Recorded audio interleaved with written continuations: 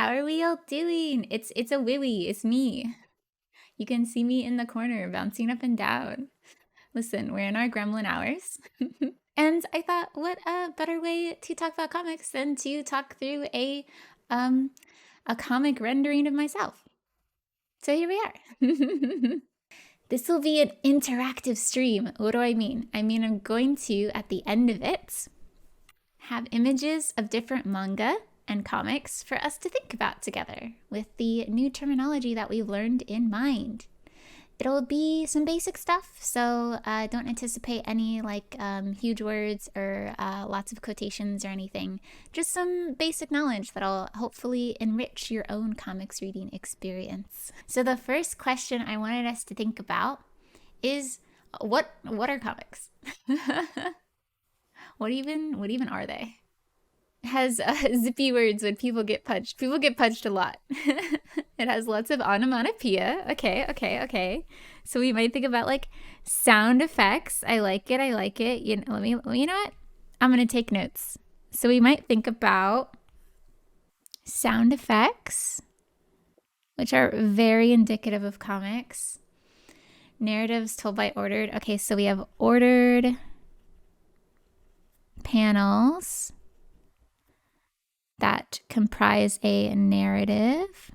Drawn artistic panels depicting something. Ooh, so a shift away from reality.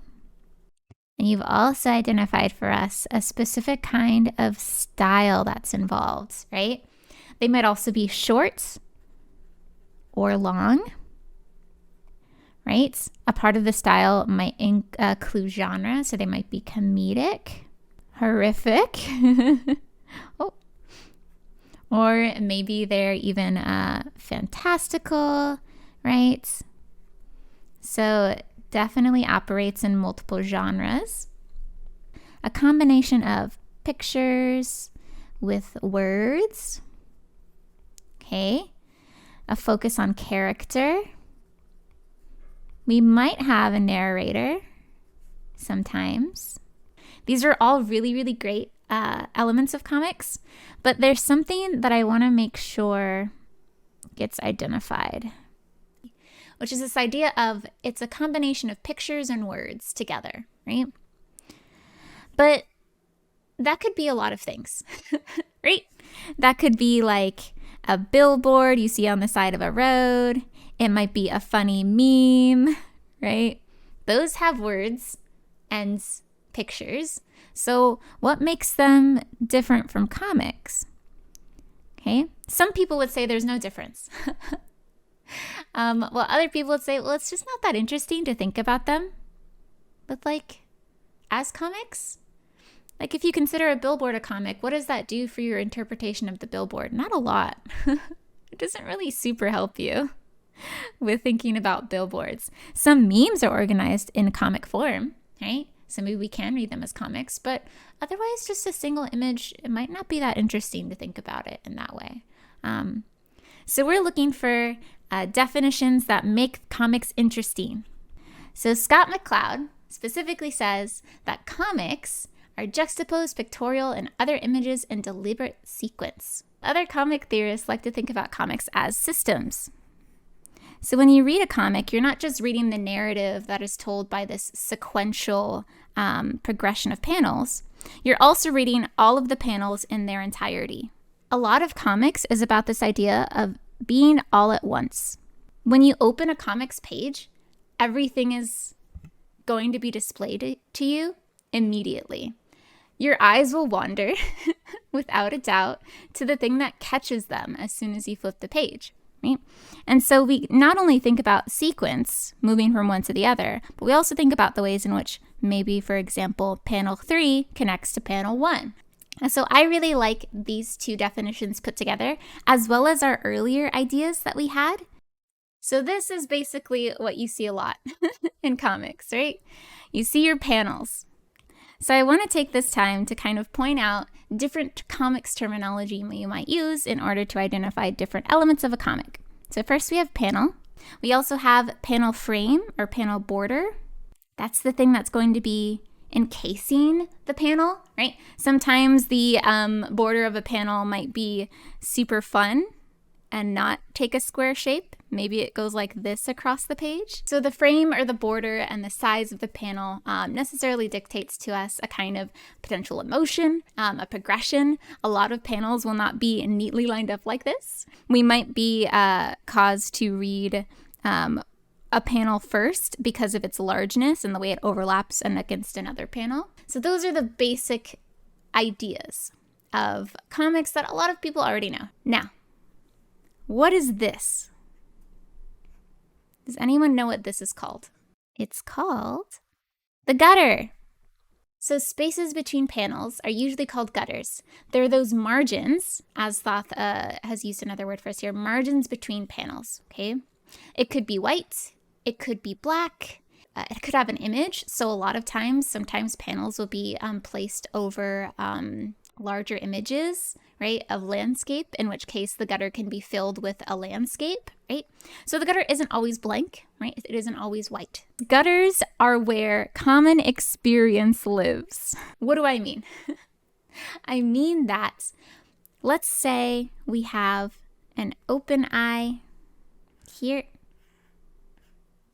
a closed eye here, and an open eye here.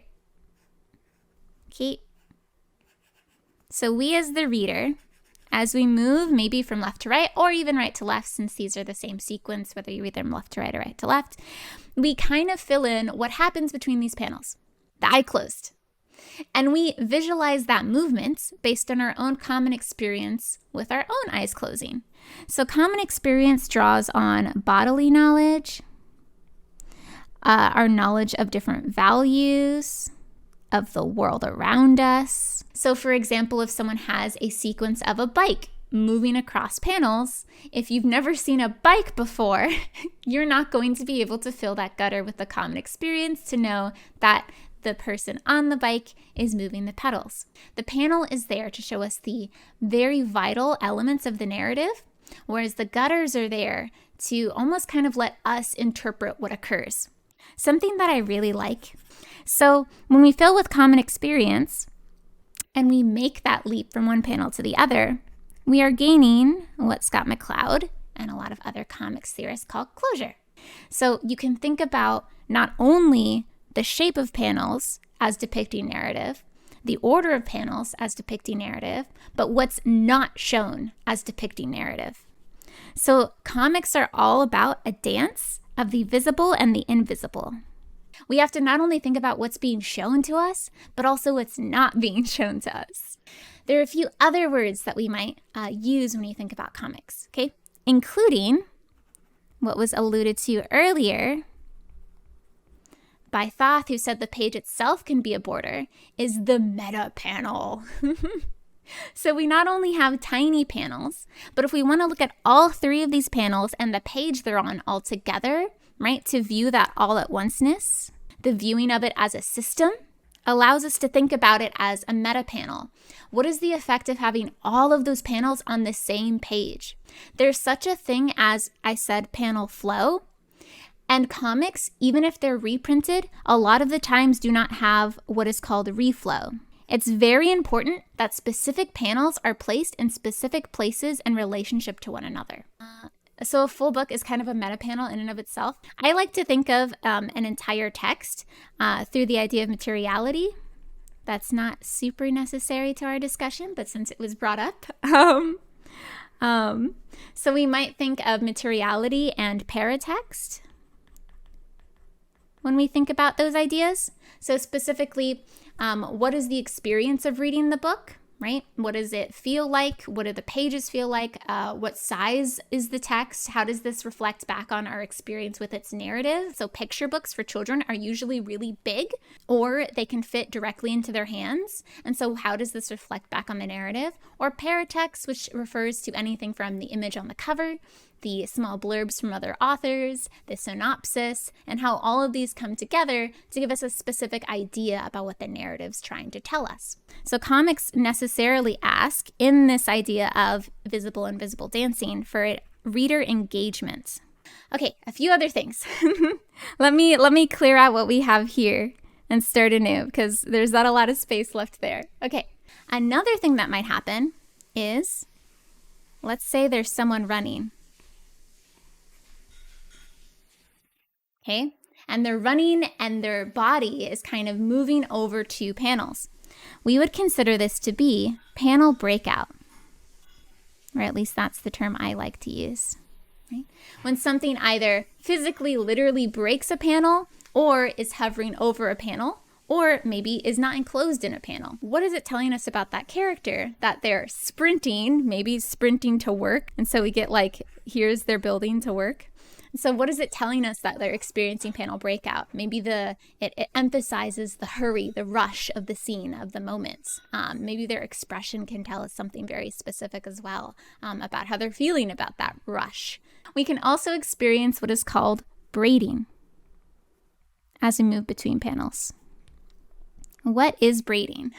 Braiding is a very complicated term, but essentially it means when we experience echoes of image, word, or motif throughout a comic. So keep a close eye on when a panel looks very similar to a panel you've seen before. Maybe they're on the same page. Maybe they're 50 pages apart. Maybe they're in a different volume. It's necessarily asking for that echo of that other panel, relating to that other moment and its context. Maybe the contexts have changed, but we still have the same positioning of the character. So you might want to think about why braid these two images together? Why ask us to echo? I prepared a few images. Some of them are from manga I enjoy or comics I enjoy. Some of them are from comics I'm writing about for my dissertation. And one of them is just My Hero, because we love My Hero. So first and foremost, let's start with an easy one. You don't have to know the context of this panel. What do we notice is happening? I'll give y'all some time to think about it. What do we notice is happening? I'll play some music too to go along with your thinking.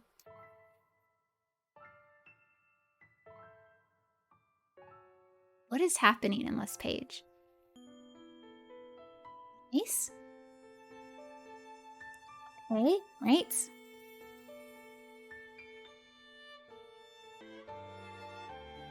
Someone is floating, okay.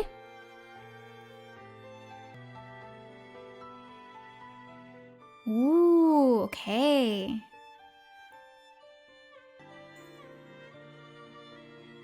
Okay.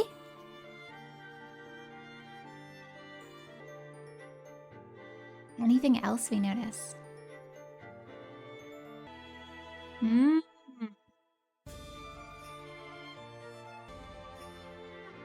All right.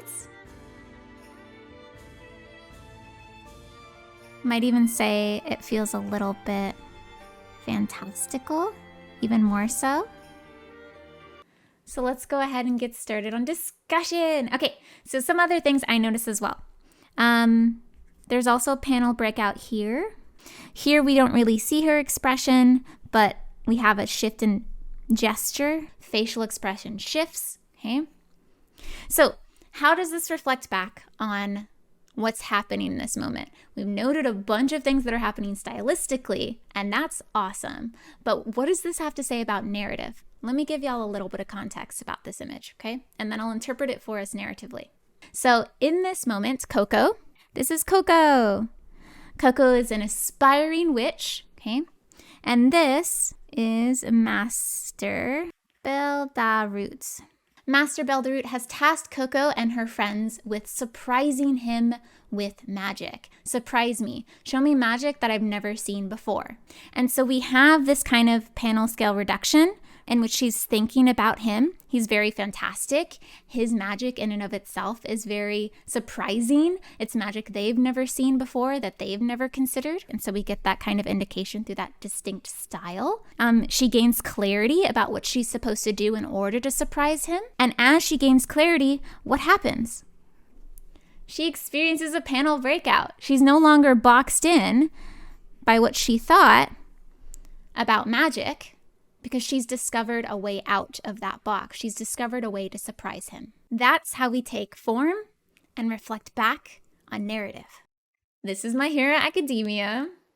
Westerwitz, I'm looking at you. What do we notice? Oh my! I see you. Oh my! Massive panel breakout, right? His posture symbolize victory. The hero, yes. There's an idea of domination that we get through that posture as well. Everyone else is smaller. A mix of dark and light in our representations. Specifically, a lot of shadow on All Might. Maybe that shadow makes us question this title. It is ruled by time, in a way. You might ask what kind of closure we're getting between these panels. So we have everyone else moving through time, and yet All Might is still. And we have ellipses. Ooh, yes, the use of ellipses. Bakugo is looking up. There are people imitating his pose. Okay. And they are necessarily smaller. He stands in the dark so we can bask in the light. Westeros. His final acts. Final words for emphasis. Okay, we'll stop there. Many of us are familiar with this story. We've already done a lot of interpreting, right? This pose is necessarily heroic. It's massive, a sign of domination. The fact that everyone else is mimicking it. He is a symbol of the hero, and yet the way that he's shadowed indicates he has a heavy burden. It calls the idea of him being the number one hero into question. So he says he's gonna be that pillar. All Might in this case is like a pillar, standing, connecting everyone to one another. Heroes, citizenry, and future heroes alike who look up to him. And yet, while everyone else is moving through time, we're kind of necessarily closing. Our closure tells us that time is moving forward, and yet he remains static. He's stuck here. Bye, everybody. This was Let's Talk Comics with Lily Sleeps Late. I don't know if that was an announcer voice, but close enough. See ya!